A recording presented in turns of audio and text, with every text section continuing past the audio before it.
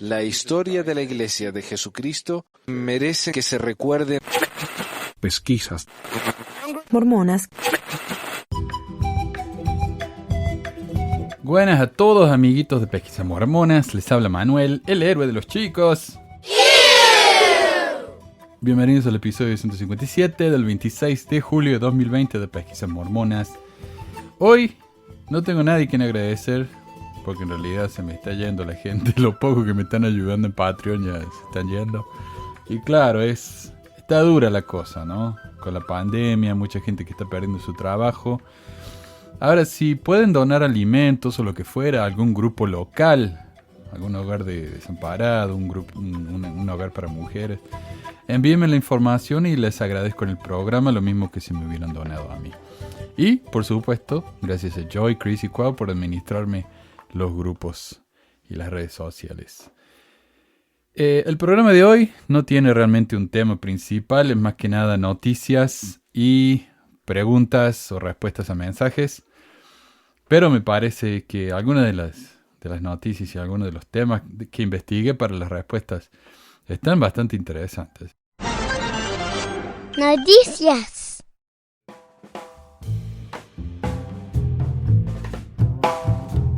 Primera noticia, Pablo Gallardo, el futbolista profesional que dejó su carrera para irse a una misión. Yo no hablé de eso en su época, me parece, pero hay una actualización, así que tenganme paciencia. El 14 de agosto del año pasado, el Church News, que es el sitio de noticias de la iglesia, publicó un artículo intitulado "Dios es mi fortaleza, ¿por qué el jugador de fútbol Pablo Gallardo dejó su carrera para servir en una misión?". A un famoso gerente europeo de fútbol se le atribuye haber dicho: "Algunas personas creen que el fútbol es un asunto de vida o muerte. Puedo asegurarles que es mucho más importante que eso". El santo de los últimos días peruano, Pablo Gallardo, estaría respetuosamente en desacuerdo. ¿Por qué un promisorio joven jugador, delantero que apenas estaba estableciendo su buena fe en el fútbol, se apartaría del juego? Sus motivos no son diferentes a los de docenas de miles o decenas de miles de jóvenes santos de los últimos días. Él desea servir en una misión de tiempo completo. Gallardo desea regresar al campo de fútbol después de su misión, si esa es la voluntad de Dios. Si no es esa su voluntad, continuaré sirviendo a Dios porque la fe que tengo en Él es lo más importante. Le puse acento argentino. Dios es mi fortaleza y estoy muy agradecido por todo lo que Él me ha dado. Pero parece que la cosa no funcionó después de todo. Y Gallardo ha aparecido en ESPN hablando de cómo ya no pertenece más a la iglesia. En realidad esa fue una decisión que en realidad siento que fui llevado a tomarla, ¿no? Reconozco que fue algo muy apresurado, un capítulo de mi vida que lo quiero cerrado por completo. En realidad siento que fue una decisión equivocada. Quiero aclarar que yo ya no pertenezco a nada, a ningún movimiento, nada. Por temas que estaba pasando, personales, unos temas ahí con mi familia, bueno, decidí recurrir a ese ambiente. Sí, aprendí algunas cosas, pero reconozco que perdí muchas oportunidades, pero bueno, gracias a Dios ahora estoy aquí. Es momento de mirar hacia adelante y bueno, ¿no? Pero sí, definitivamente ahora, como te digo, no estoy libre de eso. No soy más miembro de ninguna organización, nada, estoy concentrado al 100% en el fútbol y por el momento aquí en Municipal voy a dar todo por defender esta camiseta. Es curioso que en tan poco tiempo haya tenido un cambio tan aparentemente repentino y por suerte el sitio deport.com nos da un poco más de información al respecto. Y dice: hay quienes deben pasar por un proceso de redención para entender cuál es su camino. Pablo Gallardo lo vivió en carne propia y más allá de cualquier reproche, quizá fue hasta necesario para saber qué quería y hacia dónde anhelaba llegar. Porque si bien la decisión de dejar el fútbol en su momento fue criticada, rechazada y considerada como una deserción, él, el delantero de 19 años, después de luchar contra esas batallas internas que le permitió darse cuenta de que no podía seguir lejos del deporte que ama, hoy se siente libre de cargas ajenas y viene trabajando duro para alcanzar sus objetivos. Siento que de algún modo fui llevado de manera astuta hacia ello, dejar el fútbol por la religión. Me dolió y me marcó mucho. Fue una mala decisión, porque perdí una oportunidad increíble, Pero ahora estoy aquí y estoy agradecido con Municipal. Me han dado un aliento más de vida y eso no tiene precio. Así comienza su nueva historia. Pero ¿qué pasaba por la mente de Paulo? Las inseguridades pueden trazar caminos desconocidos, especialmente cuando uno es joven. Pero ello no es resultado de un hecho reciente, pues para llegar a esa encrucijada se tuvo que pasar por más de un proceso doloroso. A través de un programa radial a mediados del año pasado, Pablo Gallardo anunció al país su retiro del fútbol profesional. Muchos se preguntaron por qué, y él, en todo momento, confesó que fue por cuestiones de fe. La noticia remeció por el potencial que ya derrochaba en el campo, sobre todo durante la era de Claudio Vivas, que como buen no futbolero que soy, no tengo ni idea quién es. Sin embargo, el verdadero calvario lo vivió él tras desligarse de Sporting Cristal. Al mes no sabía qué hacer. Estaba sufriendo mucho y no dejaba de pensar en lo que hice. Por mi salud mental decidí regresar, pero no fui al mismo. Mi estado físico tampoco, así que fue un cierre de año durísimo para mí. En lo personal, atravesé por situaciones muy duras. Y con mi familia también la pasé mal. Fueron momentos muy difíciles en mi vida, recuerda el delantero de Municipal. No obstante, esta batalla por seguir lo que su corazón quiere no es de ahora. Por años, Pablo ha lidiado con situaciones adversas, con peleas distintas a las de los demás. El dilema no solo estaba por conseguir una oportunidad en un equipo profesional, sino también por creérsela. Mi actitud y entrega los tengo por cosas que me han sucedido a lo largo de mi niñez. Mis peleas fueron totalmente distintas. Fueron luchas conmigo mismo, temas emocionales, problemas con mi familia, sufrí bullying de niño, con insultos a lo largo de mi etapa formativa, burlas, apodos ofensivos, hechos que con el tiempo me llevaron a ser una persona que ahora sabe controlar mejor sus emociones y concentro mi energía en ser mejor en el campo, comenta con cierta nostalgia. Entonces, claro, no era solamente que se quería ir a la misión y que amaba tanto a Dios, era que estaba inseguro a causa de una niñez difícil. Y entonces la misión era una excusa para no tener que lidiar con toda esta presión. Tras meses de arduo trabajo, Pablo Gallardo vio esa luz al final del túnel. El llamado de Víctor Rivas para integrar Deportivo Municipal le permitió seguir con determinación el camino hasta hallar su lugar en el fútbol. Siempre hay equivocaciones y esa fue la mía. Lo importante es que en la vida se presentan segundas oportunidades y me siento muy agradecido con Muni, porque esto significa mucho, es un nuevo comienzo. Desligado de un sector religioso, el atacante está decidido a sacar lo positivo a su experiencia, pues considera que es una lección del cual muchos pueden aprender. Era un jugador que no tenía tanta confianza en sí mismo, pero aún así lograba tener buenos resultados y buenos partidos. A raíz de todo esto, ahora confío más en mi talento y capacidad, explica Pablo, quien considera importante el apoyo recibido por el DT Edil. Confío mucho en el profesor Rivera. Él se preocupa mucho por la persona antes que en el jugador y siento que me va a ayudar mucho en mejorar mi nivel y en consolidarme más. Confío mucho en él y en la institución y eso se verá reflejado en el campo, admite Paulo, pues sabe que su camino no fue sencillo. Pero ello no lo ha doblegado. Al contrario, lo ha hecho más fuerte y más decidido que hace un año. Todos tienen una historia que contar y esta es la mía. Una página de Facebook de BYU Idaho compara el sufrimiento de los esclavos con el sufrimiento mormón.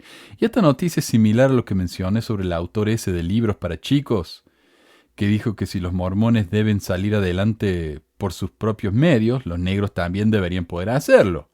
Parece que los mormones se sintieron mal que toda la atención fue a un grupo que realmente sufrió en su pasado y también quisieron participar, aunque les salió tan mal a los pobres. Bueno, según el Tribune, el Salt Lake Tribune, los estudiantes negros dicen que están enojados y frustrados después de que una página de Facebook del campus de la Universidad Brigham Young en Idaho comparó la persecución histórica de los santos de los últimos días con siglos de esclavitud en Estados Unidos, lo que sugiere que los negros también pueden salir adelante. La larga publicación apareció a principios de este mes en la cuenta oficial de la Escuela de Arte Visual y Escénicas de la universidad, la cual es propiedad de la Iglesia de Jesucristo de los Santos de los Últimos Días. Después de que varias personas lo señalaron, se eliminaron tanto la publicación como la página. Sin embargo, capturas de pantalla se han compartido ampliamente en las redes sociales. Los estudiantes de color allí esperaban que pudieran comenzar una conversación en BYU, Idaho, sobre sus continuas preocupaciones con el racismo, pero los administradores, dicen, se han negado a sentarse con ellos, a reconocer que la publicación existía o a disculparse. ¿Cómo se atreven?, dijo Richard Luyengo, un estudiante internacional negro en la escuela. Esa publicación fue escrita por ignorancia y todo lo que queremos es ser escuchados. El portavoz de la escuela, Brett Crandall, no respondió a varias solicitudes de comentarios por el Salt Lake Tribune. Sorpresa. La publicación de Facebook llega cuando multitudes en todo el país, incluyendo Utah, han protestado durante semanas contra el racismo y la discriminación contra los negros, particularmente por parte de las fuerzas del orden. Los estudiantes negros de BYU, Idaho, dicen, especialmente con los eventos recientes, que la declaración no solo estaba alejada de la realidad, sino que también se sumó al dolor que ya sienten. O sea, este tipo de comentarios agregan al dolor de la gente. Y son tan ignorantes que no se dan cuenta. Entonces estos chicos negros están diciendo, déjenos hablar, déjenos explicarles por qué esto es doloroso. Pero no quieren. Los líderes de BYU no quieren escuchar, porque ellos saben todo, obviamente. La publicación en la página de Facebook comienza preguntando, ¿conoces la historia de mi gente? Luego narra la historia temprana de los santos de los últimos días, cuando fueron perseguidos y hostigados, huyendo a Utah, lo que entonces era territorio mexicano, para escapar. Algunas de sus declaraciones son ciertas, tales como fueron discriminados. Pero otros, como uno que dice que la iglesia estaba en contra de la esclavitud incluso antes de la guerra civil, no lo son. Algunos miembros trajeron esclavos con ellos a Utah y el líder de la fe, Brigham Young, dijo en 1852, debemos creer en la esclavitud.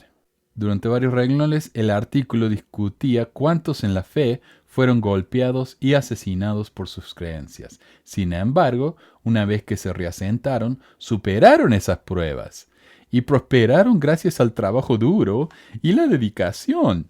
Lucharon por los Estados Unidos en la Guerra México-estadounidense, incluso después de que, según la publicación, el país les diera la espalda, y abrieron universidades, y se convirtieron en líderes políticos, y crearon templos. ¿Por qué te estoy diciendo esto?, pregunta la publicación, y ahí es donde comenzó a comparar la historia de los santos de los últimos días con el movimiento actual de Black Lives Matter. Las vidas negras cuentan. Decía, porque sé lo oprimido que te sientes. No importa tu color de piel, religión, antecedentes o herencia. Puedes salir adelante. Los santos de los últimos días habían sido hechos humildes por sus experiencias pasadas y los negros, sugería, deberían serlo también. Claro, sean humildes negros. No sean tan orgullosos como lo son ahora. Sean humildes como nosotros los mormones lo somos. Así, ¿no? Les aconsejo que perdonaran a quienes los lastimaron y los esclavizaron. Claro, porque es el problema de los negros. No es que ellos no quieran salir adelante, es que están tan llenos de rencor que no pueden perdonar y seguir adelante. De nuevo, tanta ignorancia en tan pocas palabras.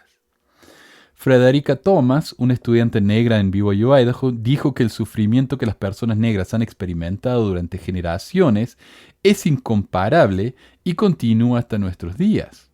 Sin embargo, teme que haya una falta de comprensión de esa historia. Si las personas realmente entendieran lo que sucedió, agrega, cree que nadie habría escrito esa publicación de Facebook. Quedé sorprendida, dijo.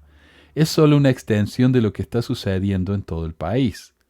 Luyengo dijo que también se sorprendió cuando vio la publicación por primera vez. Sin embargo, eso rápidamente se convirtió en ira. Los negros fueron tomados de sus familias, sus nombres fueron cambiados, su libertad de elegir fue tomada al 100%, dijo, y los mismos santos también perseguían a los negros. Los santos de los últimos días, agregó, también pudieron abandonar sus circunstancias y optaron por huir. Los esclavos no podían hacer eso. Luyengo, quien se convirtió a la fe, vino a BYU, Idaho desde Sudáfrica hace 3 años. Los negros en todas partes, dijo, no solo en Estados Unidos, han sido subyugados. pero dijo que él ha experimentado más discriminación desde que vino a Idaho para ir a la escuela y que la mayoría de las veces ha sido a manos de otros santos de los últimos días.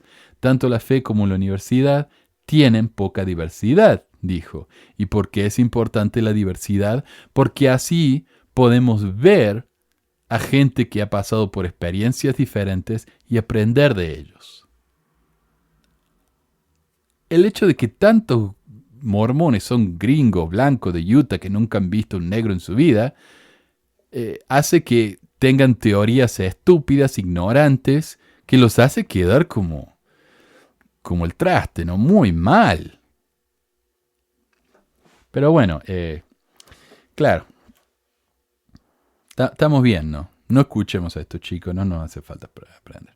Una mujer en la iglesia, dijo Luyengo, estaba hablando con él sobre otro hombre negro que había conocido y ella lo describió diciendo que parecía un mono.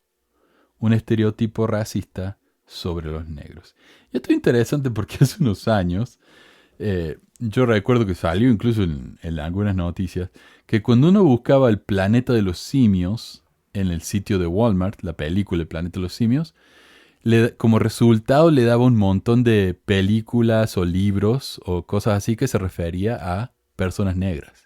Y se metieron en un problema, porque claro, llamar a un negro simio es una de las cosas más racistas, es deshumanizante. Y ese es el problema del racismo, que deshumanizamos a la otra persona. No le damos el privilegio de ser como nosotros, humanos. Otro miembro le dijo una vez que había tenido una mala experiencia con una persona negra antes y que ahora no confiaba en su tipo. En una de sus clases en Idaho, un estudiante defendió a los padres fundadores por poseer a esclavos porque tal vez los trataban bien. Luyengo era el único estudiante negro en la clase y no sentía que pudiera desafiarla con seguridad. Thomas también dijo que varios estudiantes en el campus le dijeron cosas como que estaban sorprendidos de que ella hablara tan bien. Una negra que habla bien, increíble. O de que la aceptaran en la escuela, que según ella eran cosas dirigidas a su color de piel. Claro, la escuela te aceptó y sos negra, increíble. Y eso también es un problema cuando decimos, wow, ese negro, mira qué bien que habla. Y es el problema con Joe Biden cuando se postuló para presidente allá en el 2000, ¿qué era? 8, en las primarias contra Obama. Y le preguntaron qué pensaba él de Obama y él pensó que lo estaba elogiando y dijo, es muy elocuente. Claro, cuando uno dice que una persona negra es muy elocuente, está diciendo, mira qué sorpresa, un negro que habla bien. Y eso fue la caída de Biden. Ahí perdió inmediatamente. Se tuvo que apartar al lado y por suerte Obama lo llamó como vice, ¿no? Y si existe justicia en el mundo va a ser nuestro próximo presidente. BYU Idaho es solo un poco menos blanco, con un 80% que el campus principal de la escuela en Provo, Utah, que es el 81% blanco. Y la membresía de la iglesia dentro de los Estados Unidos es 86% blanca, según datos del Centro de Investigación Pew. Y esta es una nota mía. En los Estados Unidos en general, solo aproximadamente el 60% de la población es blanca, pero en la iglesia el 86% de la población es blanca. O sea, la población blanca entre los mormones es desproporcionada y no representa al resto de la población. ¿Por qué? A medida que la nación reconoce su pasado, algunos en Utah e Idaho han pedido específicamente a la fe que responda a su propia historia problemática. No pueden, dicen, centrarse solo en las pruebas de los miembros de la Iglesia Blanca. Luyengo cree que una gran parte de los problemas continuos es que la Iglesia nunca se ha disculpado formalmente por sus creencias pasadas. Previamente había predicado la superioridad de los blancos como un mandato de Dios. Y también retuvo posiciones de liderazgo de los miembros negros. O sea, no les dio posiciones de liderazgo. Ambas posiciones persistieron en la década de los 1970. Amo a la iglesia, dijo, pero se necesita hacer un esfuerzo para enseñar esas ideas equivocadas. Nuestro pasado ha tenido un impacto en cómo vemos las cosas hoy en día. Juntos, los miembros de la Unión de Estudiantes Blancos piden que la universidad establezca una oficina de diversidad e inclusión, donde los estudiantes de color pueden reportar incidentes de racismo o microagresiones, como la que han experimentado Luyengo y Thomas. Más de 30.000 han firmado una petición en línea para apoyar la oficina. Hemos llegado a un momento en el que solo hablar ya no sirve, dijo un estudiante que teme publicar su nombre. Solo queremos que la escuela se dé cuenta de que estamos aquí y que no estamos teniendo una buena experiencia y necesitamos un cambio estructural. Dijo que llamó a casa llorando varias veces después de que otros estudiantes le hicieron comentarios racistas en el campus, pero siente que la universidad hace poco para investigar o responder, como con la publicación de Facebook. En la institución en Idaho no ha habido ninguna promesa de cambio, dicen los estudiantes. Dijeron que han tratado de hablar con la administración, pero cancelan sus reuniones programadas cada vez a último minuto. Ahora la escuela, dijo el martes, se les permitirá reunirse con el decano uno a uno, no pueden entrar como grupo. Y ojalá que uno a uno puedan ir aprendiendo y puedan dejar de ser tan ignorantemente racistas. O como en un programa de Mormon Expression, que era mi programa de ex-mormonismo favorito, ya no existe, lamentablemente. Así que ya no escucho programas de podcast de ex-mormones. Pero ese programa me encantaba. Y tenían a un tipo que era mormón, que se llamaba Mike. Una basura el tipo ese. O sea, yo tuve problemas con él personalmente. Pero, porque dijo que mi esposa era una prostituta. Así, ¿no? El mormón. En frente de todos. Y bueno, y no sé por qué, porque ni la conoce, nunca la vio. Pero bueno, él no le gustó que yo estuviera en contra de sus opiniones. Entonces él dijo que mi esposa era una... Así de buenos son los mormones. Pero bueno, este mormón, Mike, estaba en Mormon Expression. Y el pobre era tan ignorante. O sea, él daba sus opiniones. Entonces se notaba que era una persona poco instruida también, además de ser mormón. Pero él daba sus opiniones y eran tan ignorantes y tan racistas que ni siquiera se daba cuenta. Entonces le dedicaron un episodio entero que se llama Mike, el racista accidental. Y a mí me parece que es un nombre perfecto para la inmensa mayoría de los mormones. O si no, vayan al video en el que tengo yo lo llamé debate entre afroamericanos y misioneros, algo así, en el que un evangélico negro le golpean los puertos a los mormones y él les da con todo, les habla acerca de su pasado racista, y cuando los misioneros quieren dar su testimonio, él dice, no, testimonios no me sirven, y les empieza a mostrar, ¿no? Con historia y con escrituras y todo, el pasado racista mormón. Y tantos mormones vienen y me dicen, no, el racista es el negro. O sea, la ignorancia de esta gente. Increíble. Más cambios en la ceremonia del templo, y esto viene del Church News, de la Iglesia de Jesucristo, el sitio web. Esta mañana, el 20 de julio, le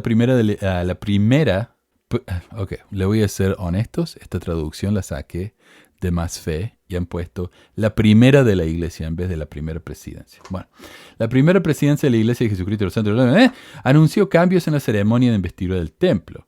Las enseñanzas sagradas, las promesas y las ceremonias del templo son de origen antiguo y guían a los hijos de Dios hacia Él a medida que realizan más convenios y aprenden más sobre su plan, incluido el papel del Salvador Jesucristo. Por medio de la inspiración, le voy a dar un break acá, perdón. Por medio de la inspiración, los métodos de instrucción en la experiencia del templo han cambiado muchas veces, incluso en tiempos recientes, para ayudar a los miembros a comprender y vivir mejor lo que aprenden en el templo. Parte de la experiencia del templo incluye la realización de convenios sagrados o promesas a Dios. La mayoría de las personas están familiarizadas con las acciones simbólicas que acompañan a la realización de convenios religiosos, como la oración, la inmersión de un individuo en el bautismo o el tomarse de la mano durante una ceremonia de matrimonio. Acciones simbólicas y simples similares acompañan la realización de los convenios del templo. Con una preocupación por todos y un deseo por mejorar la experiencia de aprendizaje en el templo, se han autorizado cambios recientes a la ceremonia de investidura del templo. Debido a lo sagrado de las ceremonias del templo, les pedimos a nuestros miembros y amigos que no participen en especulaciones o discusiones públicas sobre estos cambios. Más bien, invitamos a los miembros de la iglesia a continuar esperando el día en que puedan regresar y participar plenamente de la obra sagrada del templo en oración y agradecimiento. Y parece que el cambio está en la ceremonia de la investidura, así que si alguien tiene una tarjetita para entrar al templo y quieren ir y pasar 2 horas mirando la película más aburrida del mundo, avísenme cuáles son los cambios. Estoy muy curioso ahora. Las reaperturas por fases del templo se han anunciado cada semana desde el 11 de mayo de 2020. La mayoría de los templos están en la fase 1 de reapertura. A partir del 27 de julio, 12 templos entrarán en la fase 2. Increíble, ¿no? Después de que un presidente de templo se enfermó tanto y de que Utah estamos con más y más casos cada día. De hecho, tenemos récord nuevo, más de 800 por día.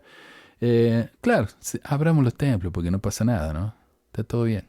Dios nos va a cuidar. Mi comentario. Cuando José le robó la ceremonia del templo a los masones, los líderes tempranos justificaron las similitudes diciendo que la ceremonia del templo masón era una copia de la ceremonia del templo de Salomón. ¿Recuerdan eso? Pero que a lo largo del tiempo fue cambiando y se fue adulterando y degenerando. José, por medio de la revelación, recibió la ceremonia del templo en su forma original. Y solo fue una casualidad que la reveló solo un par de meses después de haber pasado por la ceremonia masona. José fue hecho maestro masón el 16 de marzo de 1842. La ceremonia del templo fue revelada, entre comillas, el 3 de mayo del mismo año, 7 semanas después. Si José recibió la ceremonia original y no adulterada, ¿por qué ha seguido siendo cambiada desde entonces? Parece que en el último par de décadas no ha pasado un año sin que se haya hecho algún cambio o alguna de las ceremonias del templo. Menos mal que el Dios mormón es eterno e inmutable.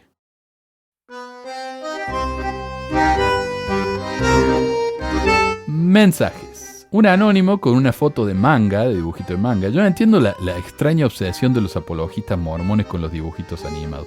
Y yo sé que a muchos seguidores míos les gusta el manga y todo, ¿no? Pero yo no conozco a ninguno de mis seguidores que su foto de perfil sea un dibujito de manga. Pero los mormones fieles, un montón. No entiendo eso. Y él se hace llamar Sabusa Momochi Jr., súper adulto el tipo. Me dejó un comentario que dice: ¿quieres tú tentar a nuestro Dios a nuestro único y verdadero Dios? ¿Quién soy yo para que declare una terrible maldición contra ti, tu casa y tus aliados que apoyan tu causa demoníaca? Pese a eso, aún negarás su poder, porque tú y toda tu gente son súbditos de Satanás. Y perdón, yo lo leo así como lo han escrito ellos, con la falta de acepto, dice súbditos de Satanás. Pero, si el Señor te hiere a ti y a tu gente con COVID-19, a pesar de ser ustedes inmunes, sí, aún... No, creo que no existe la inmunidad al COVID-19, no se sabe si existe, pero bueno. Si lo evitaras con vacunas y otros medios para evitarlo, no se te retirará ese castigo divino. Sí, séate por señal de que Él tiene todo poder en el cielo y en la tierra. Está todo en mayúscula. Y que todo lo que digo es verdad. Hágase tu voluntad, oh Señor, y no la mía en su debido tiempo. En el nombre de Jesucristo de Nazaret y por la autoridad del sagrado sacerdocio de Melquisedec que poseo, te maldigo a ti y a tu casa y parentela y amigos con el COVID-19, y no se te retirará hasta que te humilles, te arrepientas e invoques el nombre del Señor, así como toda tu gente impía aliada. Bueno, vamos a ver si me muero de COVID o si me enfermo hasta que me arrepienta. Vamos a ver cómo nos va con eso. Todavía estoy esperando la maldición esa que me hicieron hace años, de que en unas semanas me iba a dar un dolor de espalda que me iba a dejar tirado en la cama. Y yo antes tenía dolor de espalda, ¿verdad? Pero después de esa maldición, es como que estoy mejor que nunca. Y Simón Balaguer, por su parte, me maldijo de una manera un poco más graciosa. Me dice él: quiten la página. Y yo le digo: bueno, ¿está bien si espero hasta esta noche? Y él: ok. Y yo: ¿y si no la quito? Él: Dios te partirá por la mitad. Yo. ¿Y más o menos cuándo? Él, cuando yo dé la orden. Bueno, menos mal que no dio la orden todavía. Un tal Mario Vascour me dejó un comentario muy raro. Dice, Elder Holland, te tocó la oreja, amigo. Eres como los comunistas, traidores, además de ser una persona sin vida. Qué lamentable por usted. Saludos. Bueno, me gusta que después de insultarme así me termine con saludos. Bueno, siempre la amabilidad después todo. Un tal César Reyes Andrade, obviamente se llama César Reyes Andrades, y se lo encuentra fácil en Facebook. Lástima que no responde los mensajes privados. Dice, se te escucha resentido, se entiende, ya que dices muchas verdades a medias. Y bueno, espero disfrutes de tu trabajo, ya que se te encuentra en la ULEL, creo que quiso escribir YEL, de la amargura. ¿Eres ateo ahora? ¿O vas a salir con que... Creo que quiso decir vas a salir. Con que eres esotérico o que no crees en nada. Bueno, ateo sería que no creo en nada. ¿Fuiste excomulgado por alguna transgresión? Y yo le digo, todavía me cuesta entender la idea fija que tienen los mormones con que me excomulgaron. Es como, yo lo imagino eso como el porno mormón. Ellos se imaginan eso en su cabeza, tienen la idea de que yo enfrente de un tribunal de la iglesia llorando, pidiendo misericordia, y ellos, ¡no, estás excomulgado! Y yo llorando. Y eso los hace llegar al clímax, imaginándose eso. El porno mormón, yo le digo. Pregunta por WhatsApp. Me surge una duda. Si Ley y su familia venían de Jerusalén, ¿por qué escribieron en egipcio reformado y no en hebreo o arameo, que eran los idiomas de la región? Bueno, mira, según los apologistas mormones, y yo cuando muchos que me escriben por WhatsApp sale el número nomás, no nombre, así que disculpen si no los nombro. Pero según los apologistas mormones, el hecho de que José haya dicho que sus personajes escribieron en egipcio reformado es una gran prueba de la veracidad del libro de Mormón, ya que se han encontrado escritos egipcios en Israel. Pero eso no es tan impresionante porque Israel y Egipto están pegados. Y como José tenía una clara obsesión con los idiomas, no es de sorprenderse que al escuchar por ahí que Champollion estaba traduciendo la piedra Rosetta y que un solo dibujo representaba una palabra o una idea entera, habrá pensado que los hebreos podían hablar egipcio y los egipcios sabían hebreo, por lo que decidió incorporar eso en su libro como un elemento de la trama. O tal vez fue un verdadero profeta que habló cara a cara con Dios y Jesús y tradujo un libro de oro con una piedra que le robó un vecino metida en un sombrero. ¿Quién sabe? Mario Franco dijo en YouTube, una injusticia lo sigue siendo, provenga de donde provenga, y es un hecho que los santos sufrieron muchas injusticias donde estaban asentados. De nuevo, el delirio de persecución. Y pues, si de algo pueden jactarse por lo menos los pioneros, es que se mantuvieron fieles a sus convicciones y así personas de otras religiones. Bueno, este comentario un poco confuso, pero Mario parece querer decir que los pioneros mormones, todos los pioneros mormones, se mantuvieron fieles a la iglesia. Y no voy a poner palabras en la boca de Franco, pero me parece que se está refiriendo a los pioneros que fueron a Utah, cuando Brigham Young los mandó a juntar sus cosas y a escapar de Kirtland porque pensó que el ejército venía a atacarlos, lo que no era cierto, y lo cual sus poderes especiales de profecía no le advirtieron. Como consecuencia, los mormones, o santos, como lo llama Mario, partieron justo antes del invierno, lo que garantizó que más de uno se iba a convertir en un helado de palito antes de llegar a su destino. Para mí, incluso luego de irme al de la iglesia, siempre fue algo muy impresionante que tantos miembros arriesgaran sus vidas para seguir a quien consideraban un profeta, más que nada porque nadie abandonó esos grupos de carretas en camino a Utah.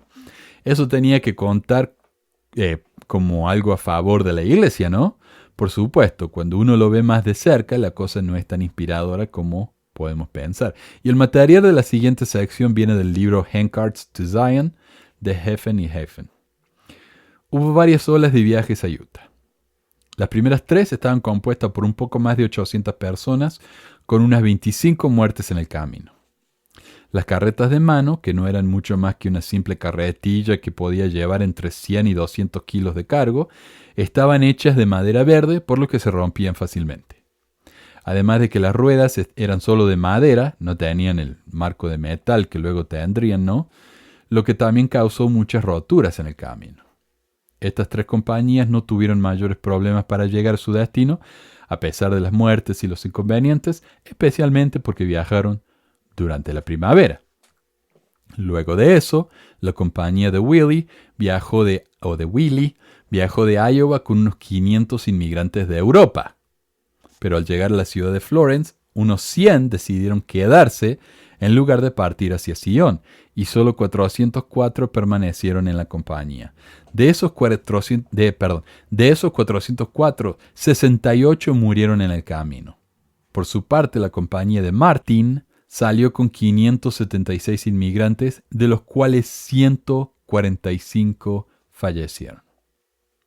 Una página en el sitio de la iglesia trata de justificar esto diciendo que al menos la mayoría de los pioneros llegaron a su destino. Gran consuelo. Una de las leyendas más persistentes y populares sobre los pioneros mormones es la de los 3 chicos que ayudaron a los pioneros a cruzar el río Sweetwater. El relato más popular de Solomon Kimball dice: 3 niños de 18 años, pertenecientes al grupo de ayuda, vinieron al rescate y, para asombro de todos los que vieron, llevaron a casi todos los miembros de esa desafortunada compañía de carreta de manos a través del arroyo Nevado. El esfuerzo fue tan terrible y la exposición tan grande que en años posteriores todos esos niños murieron por los efectos de la misma. La exposición es una expresión en inglés, ¿no? Cuando uno está expuesto al frío le da exposición, que es fiebre, resfrío. Y estos chicos se murieron de eso, dice. Cuando el presidente Brigham Young se enteró de este acto heroico, lloró como un niño y luego declaró públicamente: ese acto por sí solo garantizará a C. Allen Huntington, George W. Grant y David P. Kimball una salvación eterna en el reino de Dios. Mundos sin fin. A él le gusta terminar la oración así, con mundos sin fin. Esta versión fue citada por Gordon B. Hinckley y James E. Faust en la conferencia general. Chad Orton señala que sería físicamente imposible para 3 niños transportar a 500 personas a través del río en 2 horas. Claro, 150 personas cada uno. En 2 horas. A ver, ¿qué sería eso? Cada persona en menos de 1 minuto. Increíble, ¿no? 40 segundos por persona. Cruzar el río, cargándolos. ¿Se imaginan? En realidad, el número de rescatistas fue considerablemente mayor que 3, 18 de los cuales han sido identificados positivamente como en el cruce de Sweetwater. Los rescatistas trajeron 10 vagones de rescate, además de los vagones de la compañía de Martin que llevaban con ellos. Muchos sobrevivientes escribieron cómo cruzaron los carros. Sin embargo, debido a limitaciones de tiempo, no todos podían viajar en carretas. Algunos fueron transportados, pero otros sobrevivientes escribieron que cruzaron el río ellos mismos o con la ayuda de otras personas, además de los 3 niños. Los muchachos mencionados en la historia ayudaron a algunas personas, pero no a casi todos los miembros, como se informa en la versión mitologizada de la historia. Si bien los 3 niños se encontraban entre los que ayudaron a varios, las edades estaban equivocadas. Tenían entre 16 y 24 años.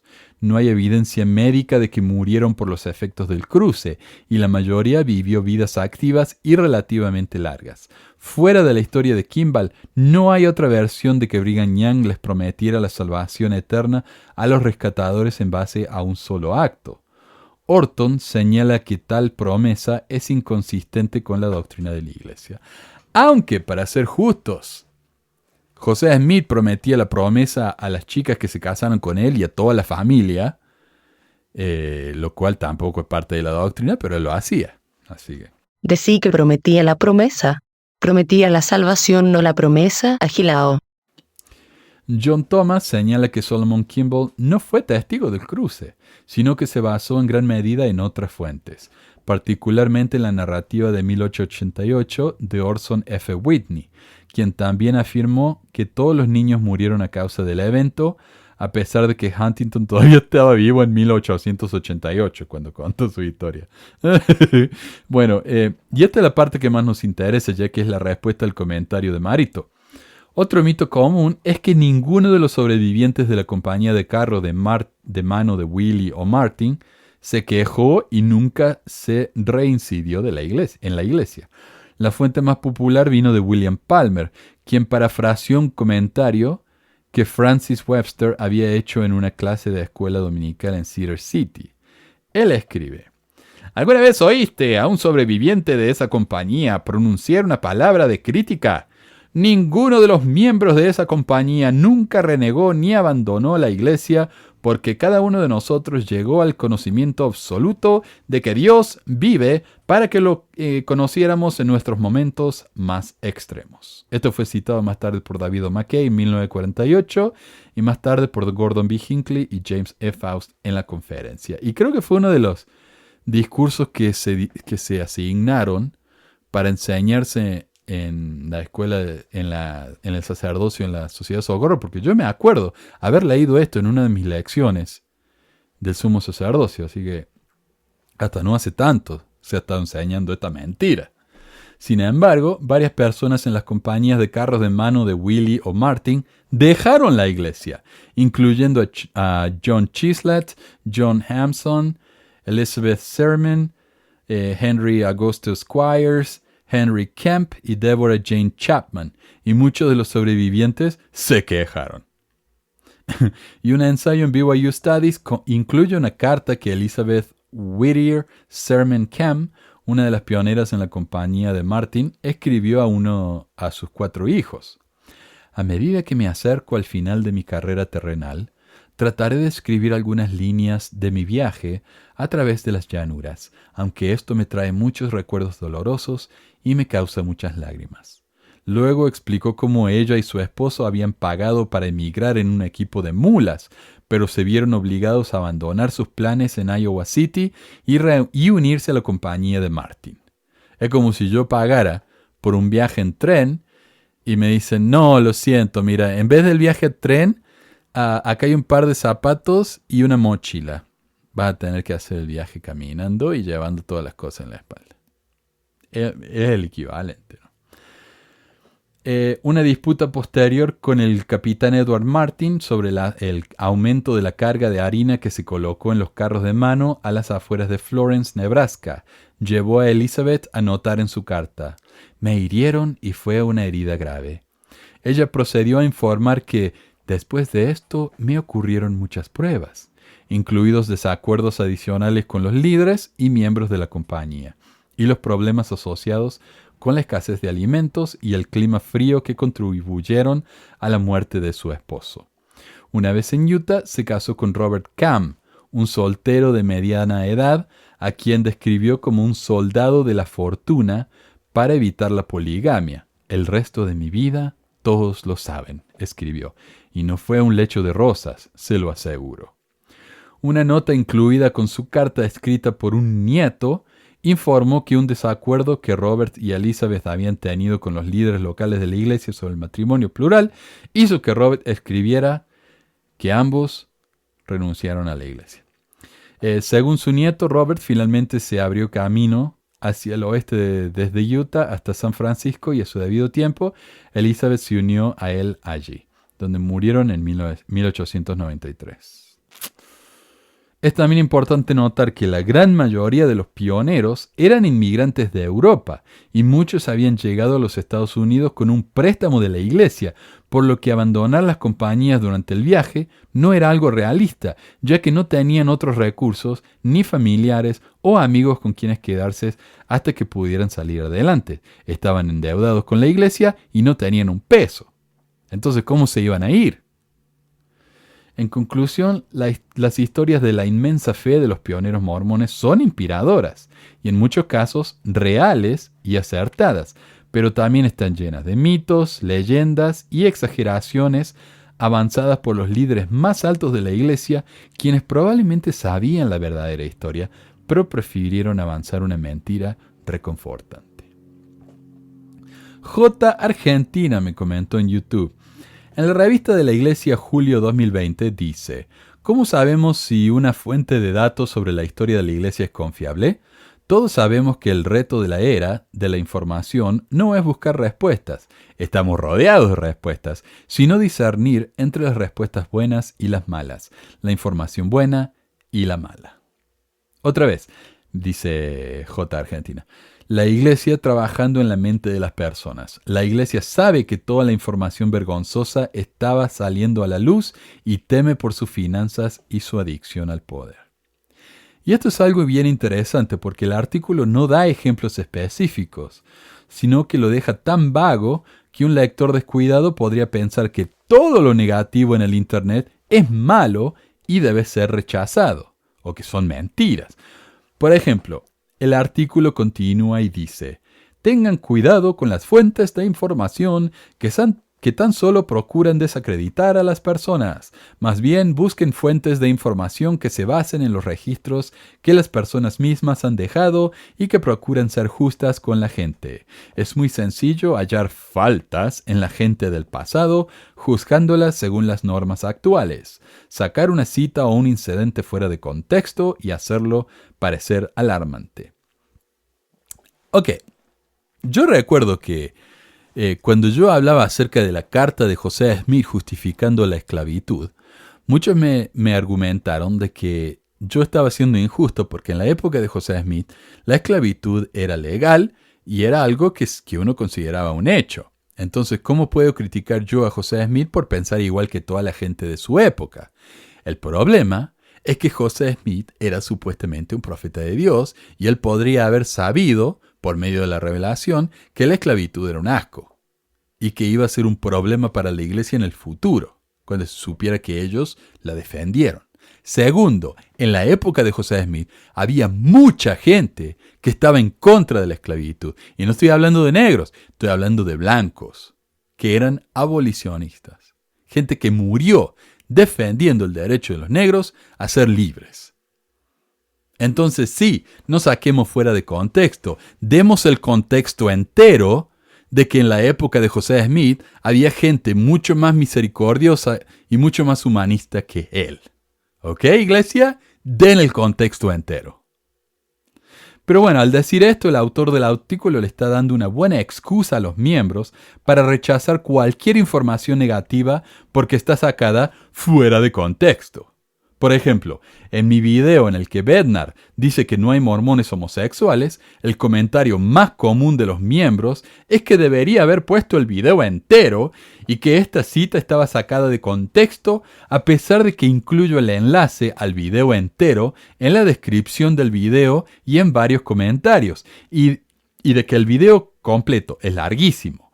Y yo solo quería enfocarme en esa parte de su presentación. Nadie me pudo explicar cómo estaba sacado fuera de contexto, cuál era el contexto correcto, etc. Algunos trataron de justificarlo diciendo que lo que Bednar estaba diciendo es que tal vez hay mormones homosexuales, pero en realidad no son homosexuales porque la etiqueta de homosexuales es inapropiada porque no hay que etiquetarse, aunque en la misma oración nos dice que solo debemos etiquetarnos como seguidores de Jesucristo, miembros de la iglesia, contradiciéndose a sí mismo. O sea, está bien etiquetarse, pero solo cuando la etiqueta nos conviene. O por ejemplo, según Ballard, según el tipo Bednar, siguiendo la misma lógica, tampoco hay miembros heterosexuales en la iglesia. Tampoco hay hombres o mujeres, porque está mal etiquetarse. Son todos seguidores de Cristo, santos.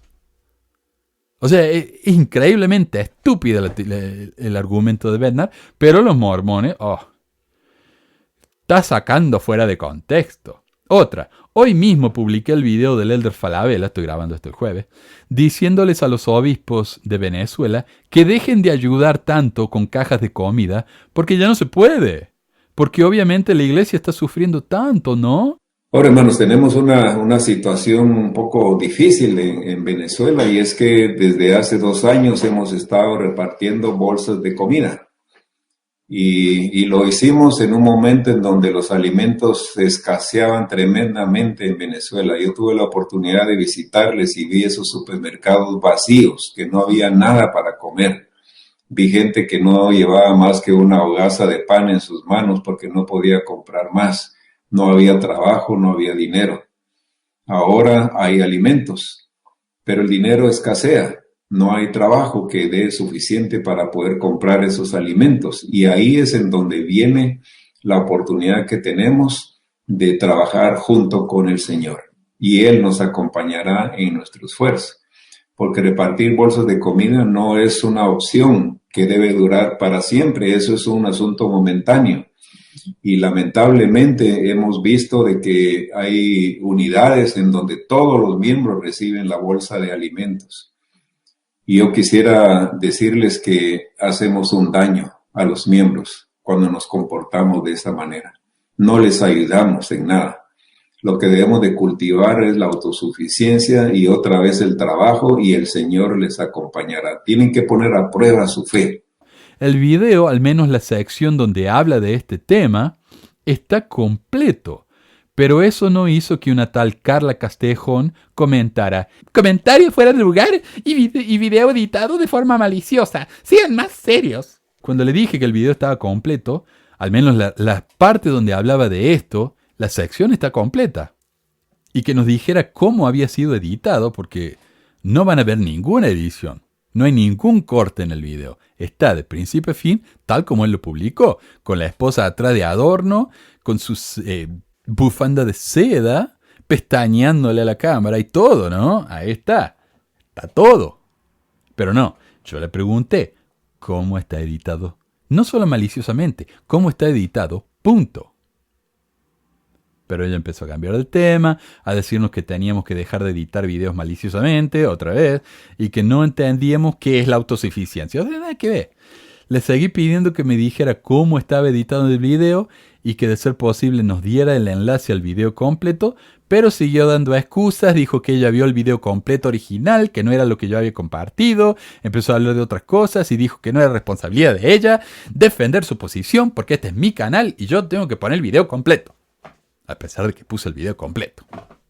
Pero bueno, lo que quise decir es que esto de que las cosas están sacadas fuera de contexto es una justificación bien popular, aunque rara vez se puede justificar con ejemplos, hechos, datos, etc.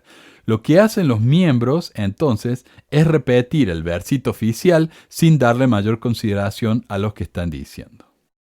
Casualmente, esta misma semana me llegó otro mensaje de un oyente que me dio una cita del 2013 de Uchtdorf, en la que dice: y siempre es bueno tener en mente que solo porque algo esté impreso en papel, porque aparezca en internet, porque se repita con frecuencia o porque tenga un grupo numeroso de adeptos, no significa que sea verdad. Esto obviamente es cierto. Y esto responde al comentario de muchos mormones que me dicen: oh, somos 16 millones. Y, según Uchtdorf, eso no significa nada. Pero al tirar oraciones como estas sin ningún contexto adicional, no se están haciendo dudar de todo lo que no venga de fuentes oficiales. Esto, en mi opinión, es un crimen contra el intelecto y contra la razón. De hecho, esto, en cierta forma, me recuerda a un concepto llamado gaslighting, o hacer luz de gas. Una forma de abuso psicológico en el que el abusador niega de manera directa y descarada que algo es como uno lo recuerda, con el sentido de desorientar a la víctima. El término proviene de la obra de teatro británica Gaslight de 1938. El argumento habla de un hombre que intenta convencer a su mujer de que está loca, manipulando pequeños objetos de su entorno e insistiendo constantemente en que ella está equivocada o que está padeciendo lagunas de memoria cada vez que ella menciona estos cambios. El término alude a las lámparas de gas, o el gaslight, que el marido usa en el ático mientras busca el tesoro escondido. La mujer avista dichas luces y él la insiste que no son más que delirios. El término hacer luz de gas se ha usado coloquialmente desde la década de 1970 para describir los esfuerzos para manipular el sentido de realidad de una persona. En un libro de 1980 sobre el abuso infantil, Florence Rush mencionó la adaptación de 1944 de George Cukor y escribió: incluso hoy, la palabra gaslight es usada para describir un intento de alguien de destruir la percepción de la realidad de otra persona. ¿Y qué tiene que ver el gaslighting con la iglesia mormona? Bueno, Ya di un par de ejemplos. Bednar dice que los mormones homosexuales no existen. La revista oficial de la iglesia y uno de sus apóstoles más populares y queridos nos dicen que no confiemos en fuentes críticas de la iglesia, sin darnos ejemplos específicos o maneras claras de saber cuándo uno se está encontrando con algo en lo que debe desconfiar. Pero no son los únicos ejemplos, por supuesto. En un cara a cara, el elder Ballard dijo de manera bien desfachatada y sin ninguna señal de ironía que la iglesia nunca oculta nada. Un artículo de opinión en el Salt Lake Tribune afirma que esta cita muestra las tácticas narcisistas de gaslighting empleadas habitualmente por los líderes de la iglesia mormona. Después de citar sus credenciales, afirmar su dominio y avergonzar al público por hacer preguntas, se hace una afirmación audaz que rechaza la mentalidad escéptica. Posteriormente se le pide a la audiencia a que simplemente confíe en los que tienen autoridad. Tal retórica es invalidante, desalienta la exploración y el pensamiento libre, carece por completo incluso de una pizca de empatía y por lo tanto es abusiva para los mormones activos, a los que estás luchando con su testimonio y a los ex. Dejando a un lado la referencia a un artículo oscuro y difícil de encontrar de 1970, en un intento de afirmar que la iglesia nunca ocultó la existencia de múltiples narrativas de la primera visión, este es un ejemplo de texto de querer estar bien con Dios y con el diablo. En una entrevista de 2013 publicada por Religious Educator, una publicación suboficial, el ex miembro del primer quórum de los 70 y actual director ejecutivo del Departamento de Historia de la Iglesia, Stephen Snow, confesó lo siguiente: mi opinión es que ser transparente sobre nuestra historia resuelve muchos más problemas de los que crea. Es posible que no tengamos todas las respuestas, pero si estamos abiertos, y ahora tenemos una transparencia bastante notable, creo que a la larga esto nos servirá bien. Creo que en el pasado había una tendencia a mantener muchos registros cerrados o al menos no dar acceso a la información, pero el mundo ha cambiado. En la última generación, con el acceso a la información en Internet, no podemos continuar con ese patrón. Creo que debemos seguir siendo más abiertos. Si tan solo los líderes más altos de la iglesia escucharan a sus propios historiadores, las cosas estarían mucho mejor. Para concluir, quiero dar una breve lista de ejemplos de gaslighting que la iglesia ha practicado en su historia. Por ejemplo, enseñó que las bebidas calientes eran malas, para luego decir que no, que solo las que tenían cafeína estaban prohibidas, para más tarde retractarse y decir que el café y el té están prohibidos, pero que el resto nunca lo estuvieron. Hoy la iglesia vende Coca-Cola con cafeína en BYU. La iglesia enseñó como doctrina que los negros nunca recibirían el sacerdocio, pero más tarde, cuando a causa de la presión social debió cambiar su posición, dijeron que nunca había sido una doctrina sino una simple política. Hasta hoy la iglesia no se ha disculpado por su pasado racista. La iglesia publicó varios ensayos en su sitio web oficial que tratan sobre temas controvertidos en su historia. En ninguna parte de sus ensayos o en ninguna otra fuente, la iglesia reconoce que muchos miembros de la iglesia fueron excomulgados en el pasado por enseñar esa historia, tratando así de ocultar su pasado, contrario a lo que dijo Ballard. La lista sigue, pero esta es una breve respuesta a un comentario, así que tal vez otro día. Y bueno, llegamos a la hora del programa, pero no termine. Tengo un bonus extra que quiero agregar aquí. Esta es la experiencia de Guillermo Italia, un amigo de Argentina que fue coordinador local del sistema educativo de la iglesia y quien hoy ha terminado saliendo de la misma. Y como digo yo en todas las experiencias que comparto los jueves en el canal de YouTube, esta es su experiencia. No representa necesariamente la experiencia o las opiniones de Pesquisas Mormonas, sino que quiero compartir por qué él se fue y en qué cree hoy en día. ¿Ok?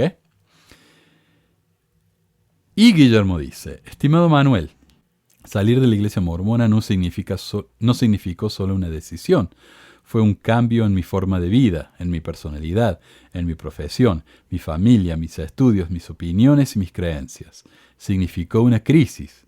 Esta crisis dolorosa y desconcertante al comienzo me transformó, me orientó y me llenó de felicidad, porque me encontré a mí mismo, con mi esencia, descubrí mi rol y mi misión en esta vida. Mi nombre es Guillermo Italia. Nací en el año 1959 en Bahía Blanca, Buenos Aires, Argentina. Me bauticé en la iglesia mormona a los 18 años de edad. Serví como misionero en la misión italiana de Milán. Me casé en el templo de Sao Paulo, Brasil. Es gracias a este currículum eclesiástico, sumado a que era un joven educado y de piel nefita, que se me ofreció trabajar en el sistema educativo de la iglesia como coordinador. Tarea que desempeñé durante 24 años y 6 meses. Si me hubiera quedado 6 meses más, me habrían dado una medalla de oro, ya que era una tradición recibirla al cumplir los 25 años de antigüedad.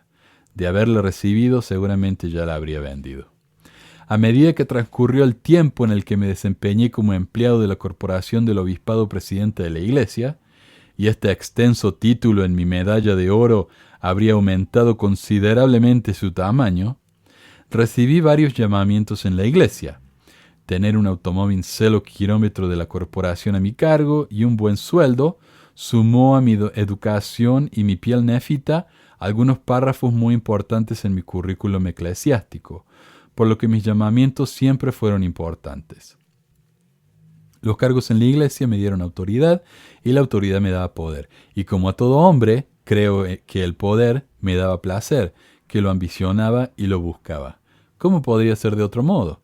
La jerarquía y la ilusión de poder siempre fueron usadas por los poderosos para inducir a los más débiles a permanecer, a ser leales, a ser dignos. Permanecí, fui leal y fui digno. Y esto es tan cierto. Nos hacen sentir tan especial por hacernos trabajar gratis para la iglesia, dándonos títulos. Soy un maestro, soy un obispo, soy un presidente de rama, soy un consejero del obispado. Y eso nos hace sentir bien, nos hace querer tener esas posiciones, a pesar de que lo único que representa es trabajar gratis para una corporación multimillonaria. Es increíble. Y yo ya lo he dicho antes a esto, pero es como cuando ¿cómo se llama este chico? Tom Sawyer, la tía lo manda a pintar la cerca de su casa y él no quiere, porque no le gusta eso, es trabajo. Entonces cuando los chicos vienen y lo ven y le preguntan qué está haciendo, él dice, esto es algo, es una maravilla hacer esto, yo no, estoy pintando, pero mira, esto yo no te puedo dejar que me ayudes, perdón si querés ayudar. Y los chicos, no, por favor, déjame ayudarte. No, mira, esto es para mí. Uno tiene que saber lo que hace. Le decía, no, por favor, mira, te doy una manzana si me dejas pintar. Entonces le decía, ok, bueno. Venía otro y le ofrecía otra cosa más, venía otro y le ofrecía otra cosa más. Al final todos los chicos del barrio le pintaron la cerca y él terminó con un montón de cosas. Y yo siento que eso es tener un llamamiento en la iglesia, es trabajar gratis para una corporación que nos requiere que le paguemos para trabajar gratis. Porque alguien que no paga el diezmo no puede tener un llamamiento. Somos las víctimas de Tom Sawyer y no nos damos cuenta. Pero bueno, dado que parte de mi tarea como empleado era enseñar en el programa de institutos a los jóvenes universitarios, entendí que para estar bien posicionado era necesario ser un graduado universitario. Obtuve el título de profesor en geografía y más tarde el posgrado de doctor en filosofía especializado en estudios religiosos. ¡Qué error! Un gran error. Mi error fue querer estar en posición para enseñar a mis alumnos de institutos, sin darme cuenta, tal vez me di cuenta pero lo subestimé, que me posicioné en lo que respecta a titularización académica por encima de mis jefes. Mi jerarquía salarial sobrepasó a la de mis directores en un 100%. A partir de ese momento, aconsejé a mis compañeros de trabajo, otros coordinadores del SEI, que deseaban estudiar un nivel terciario o universitario, no hablemos de posgrado, que lo hicieran sin bombos ni platillos, que lo mantuvieran en secreto hasta obtener el título. Manuel, un consejo totalmente contradictorio, ya que trabajar en un departamento enfocado en la educación no debería limitar nuestro progreso académico. Pero en este caso, la supervivencia laboral primó sobre el ejemplo a los alumnos. Y yo le pregunté a Guillermo por qué esto había sido un error. Y me clarificó que cuando presenté mis títulos académicos, me aumentaron el sueldo. Prácticamente me lo duplicaron. Pero a los 2 meses me lo cancelaron por 7 años. Me pagaron, pero no me daban los ajustes por inflación, hasta que mi sueldo fue bajando y se quedó igual al de mis compañeros que no tenían títulos universitarios. O sea, oscurantismo, ¿verdad? Si uno tiene más o menos más educación, es castigado. Primero renuncié a mi trabajo. Era muy difícil enseñar religión y defender lo indefendible. Esforzarme con argumentaciones y justificaciones fantasiosas para que la mentira no parezca una mentira. Las contradicciones doctrinales comenzaron a gritarme tan fuerte que decidí enfrentarlas. Manuel, al renunciar al trabajo me vi libre de firmar frente al obispo todos los años una declaración jurada en la que afirmaba que no estaba en contacto con literatura contraria a la fe mormona. Sin esta firma y la del obispo, un empleado no podría entrar al templo o, me imagino yo, tener este trabajo, obviamente. Comencé a leer lo prohibido. Desperté a la verdad. En segundo lugar, pedí ser retirado de los registros de la iglesia. La verdad me hizo libre. Sí, libre. Manuel, mi religión ahora no habla de pecado ni culpa, no habla de castigo o bendición, tampoco habla de cielo o infierno. Su dogma no es cerrado, está abierto a los nuevos conocimientos de la ciencia. Mi moral actual es no hacer a los otros los que no quiero que me hagan a mí. Es respetar todas las ideas, aunque sean contrarias a las mías, y demostrar caridad, cooperación y benevolencia a todos los seres humanos. Aclaro que esta regla de oro existía muchos siglos antes de que se le adjudicara su autoría a Cristo. Y es verdad. Actualmente soy un estudioso de la física cuántica, un activista y un divulgador del nuevo paradigma científico-espiritual. Este estudio me ha llevado a entender y aceptar que la conciencia, junto a su individualidad, nunca muere, es eterna, forma parte de una conciencia global, donde todas las conciencias están interconectadas, donde la materia, el espíritu, la energía y el pensamiento son una misma cosa con diferente refinamiento. Manuel, aunque estos principios los haya parafraseado muy bien José Smith en sus revelaciones, ya en el año 1830 lo enseñaban los masones de Nauvoo y ellos lo obtuvieron de Hermes Trismegisto, hermetismo. Manuel, me despido diciéndote que al apartarme de la esclavitud intelectual y moral de la iglesia mormona, pude encontrar mi esencia, descubrir mi rol y mi misión en esta vida. Cuando cumpla mis 25 años de ex mormón, me regalaré una medalla de oro, pero será muy pequeña. Solo dirá, descubrí mi felicidad. Guillermo Alfredo Italia, Trelew, Chubut, Argentina. Gracias, Guillermo. Y si ustedes quieren enviarnos sus historias, mándelas al número de WhatsApp que está ahí abajo. Es la manera más fácil. Grábenlas y mándenmela por ahí. Estoy tratando de que las historias no pasen de 15 minutos, pero las últimas que he publicado son bastante largas y me han gustado mucho, la verdad. Así que tratemos de mantenerlo entre 15 y 30 minutos. Más que eso la gente no la ve, honestamente. Así que bueno, gracias a todos. Eso fue el programa de hoy. Saludos a todos. Cuídense mucho, por favor. La pandemia no se está acabando, al menos en estos países más conservadores donde no confiamos en la ciencia, porque cuando la ciencia hizo algo útil por la humanidad, ¿no? Así que bueno, cuídense mucho y nos vemos la semana que viene. Tenemos programa la semana que viene. Un abrazo a todos y adiós.